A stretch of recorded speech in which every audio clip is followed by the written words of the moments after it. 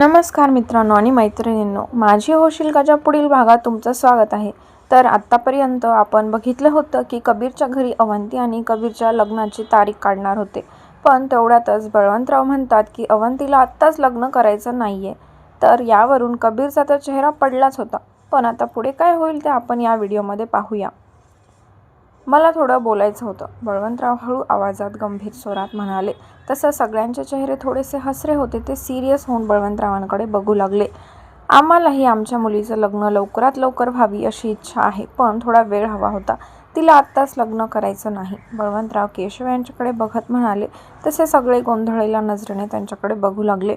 अवंती श्वास रोखून घाबरलेल्या नजरेने कावरीबावरी होत खाली बघू लागली। ओढणी हातात घट्ट पकडून घेतली। कबीरच्या चेहऱ्यावर जे हसू होते ते लगेच मावळलं। तो कपाळावर आठ्या पाडून तिच्याकडे बघू लागला। सगळे ब्लँक होऊन एकमेकांच्या चेहऱ्याकडे बघू लागले। एवढ्या लवकर लग्न करायचं नाही म्हणजे? लहान नाहीये, लग्नाची वय आहे म्हणून तर तिच्यासाठी स्थळ बघत होतो ना, आणि अचानक अशी अट ठेवत आहे? आबा, तिला एक नाती गोती कळत नाही, तुला तरी अशा गोष्टी कळायला पाहिजे ना कधी। सुरेखा रागाने बडबड करतच होती की अवंती, कबीर आवाजात जरा बाणत म्हणाला। तसं सुरेखाने तिचं तोंड पटकन बंद केलं आणि इकडे त्याच्या आवाजाने अवंतीची धडकीच भरली। सगळे गोंधळत त्याच्याकडे बघू लागले। सुरेखाचं अशा शब्दात बोलून इंटरफेअर करणं कबीरला बिलकुल आवडलं नव्हतं। कबीर, मी केशव बोलतच होते की त्याने डोळ्यांनीच दिलासा दिला। तसे ते शांत झाले। बळवंतराव आणि मीरा आतून घाबरून गेले होते। पुन्हा आपण जावईला नाराज करत आहोत म्हणून टेन्शन आलं। मीराने रागाने बळवंतरावांकडे कटाक्ष टाकला। अवंती, माझ्याकडे बघ, मी जे विचारेल त्याचे मला स्पष्ट शब्दात उत्तर हवंय। तो शांत करारी आवाजात तिच्याकडे नजर रोखत म्हणाला।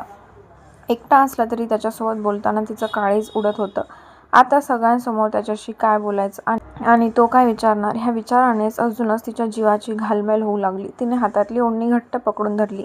एसी मध्ये सुद्धा कपाळावर आता घामाचे दवबिंदू जमा होऊ लागले। जावई, माफ करा, तुम्ही पूर्ण ऐकून घ्या। बळवंतराव काळजीने पटकन आपले दोन्ही हात जोडत आपल्या मुलीची बाजू मांडत बोलत होते। तसं कबीरने पटकन त्यांचे हात हातात धरत खाली घेतले। असं सारखं त्यांचा हात जोडणं त्याला बिलकुल आवडत नव्हतं।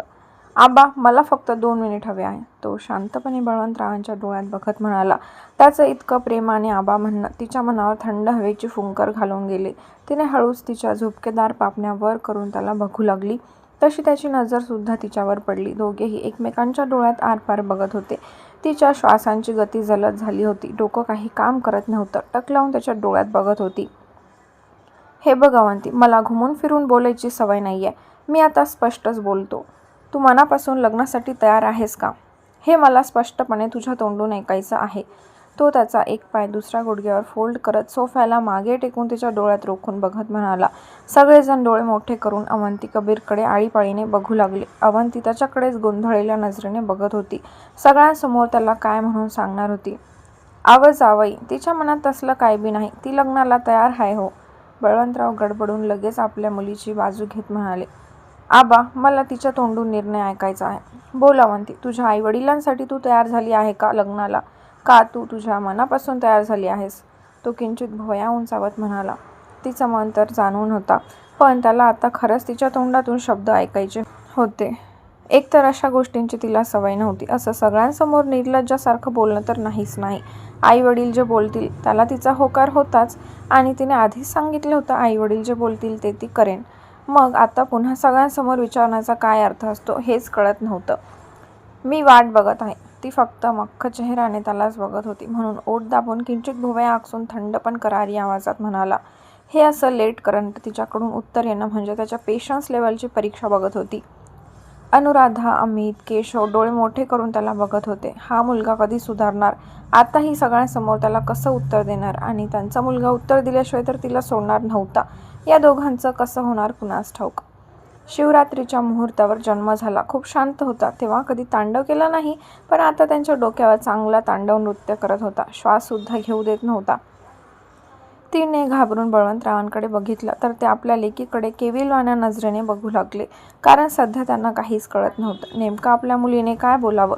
मीरा सुद्धा घाबरलेल्या नजरेने आपल्या लेकीला बघू लागली, जणू कुठल्या तरी कटघरांमध्ये तिला उभं केलं होतं आणि समोर जज तिला प्रश्न विचारत आहे, अशी सिच्युएशन सध्या मीराला दिसून येत होती।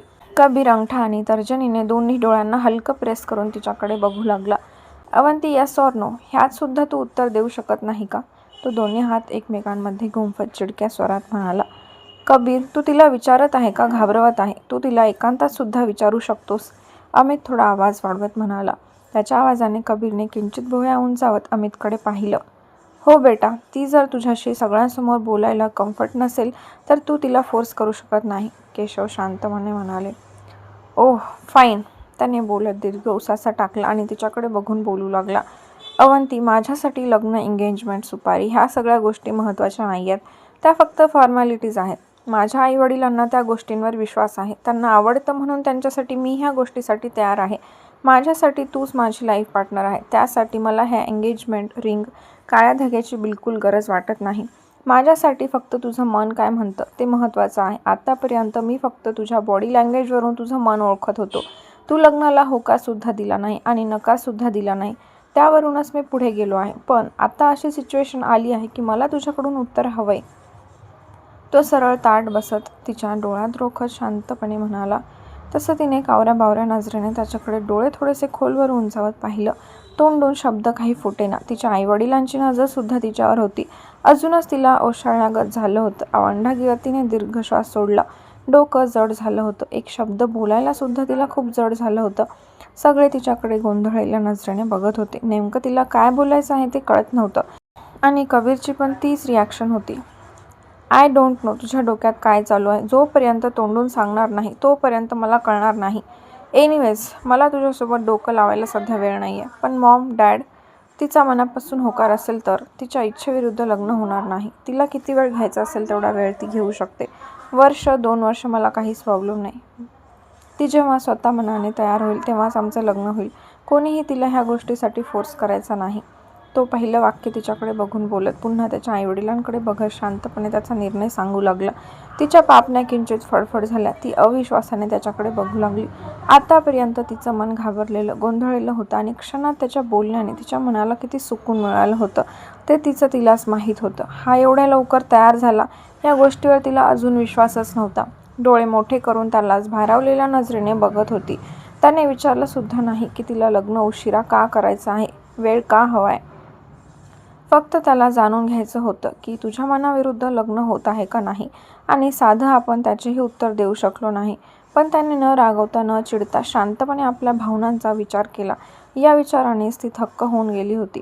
आत्तापर्यंत सगळ्यांना असं वाटत होतं की कबीरला लग्नाची घाई होती. पण त्याच्या बोलण्याने सगळेजण अवाक झाले होते. चकित होत त्यालाच एकटक बघत होते. केशवने अनुराधा आपल्या मुलाला कौतुकाने बघू लागले. एका मुलीचे मन किती सहजपणे ओळखून घेतलं. बळवंतराव आणि मीराची सुद्धा तीच रिॲक्शन होती. कौतुकाने आपल्या जावईला एकटक बघू लागले.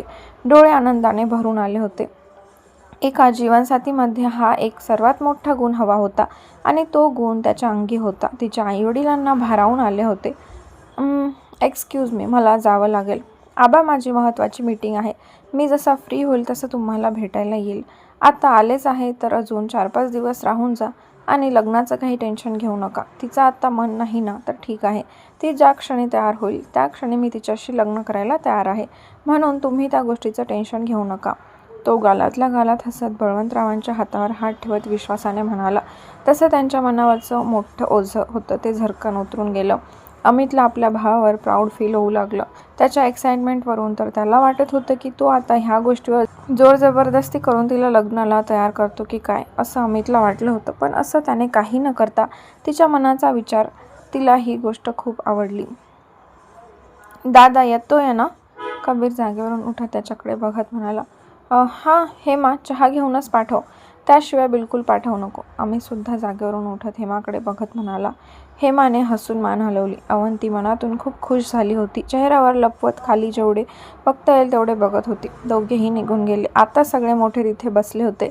अवंती हेमाच्या रूममध्ये गेली होती कारण हेमा खूप वेळ एका जागी बसल्यामुळे तिच्या पायाला मुंग्या येऊ लागल्या. आपल्या मुलावर अनुराधा भलताच खुश झाल्या होत्या. काही ना गोंधळ घालतात छोटासा प्रॉब्लेम त्याने सॉल्व्ह केला होता म्हणून सगळेजण खुश होते. मग आपल्या मुलासाठी डेट अरेंज करणं तर त्याचं कर्तव्य होतं. सगळ्यांच्या हलक्या फुलक्या गप्पा चालत होत्या की अनुराधाने विषय काढला. कारण आता 3-4 दिवस बळवंतराव आणि मीरा इथेच राहणार होते. माझ्या बोलण्याचा वेगळा अर्थ काढू नका. मी विचार करत होते अवंती आणि कबीर डिनरला गेले तर चालतील का? अनुराधा मीराकडे बघत म्हणाले. मीरा प्रश्नार्थी नजरेने हसत सुरेखाकडे बघू लागली, कारण अनुराधाची भाषा लवकर कळत नव्हती. चालेल की अनुराधा, तेवढेच दोघेही अजून एकमेकांना ओळखतील. वहिनी, उद्या रात्री दोघेजण जेवायला जातील, सुरेखा खुश होत म्हणाली. मीरा कावरी बावरी होत हसली. दोघेजण जेवायला जाणार? या विचारानेच तिच्या मनाची धडधड वाढली होती. आयुष्य पूर्ण खेडेगावात गेलं होतं. खूप काही गोष्टी कानावर पडल्या होत्या, काही चुकीच्या होत्या तर काही खऱ्या होत्या. त्यामुळे आपल्या जवान तरुण मुलीला कुठेही पाठवताना डोक्यात नाही ते विचार येऊन जात होते. पण सगळ्यांसमोर ते काहीच बोलू शकले नाही. बळवंतराव लांब बसले होते, त्यामुळे त्यांच्यापर्यंत ही गोष्ट गेली नव्हती.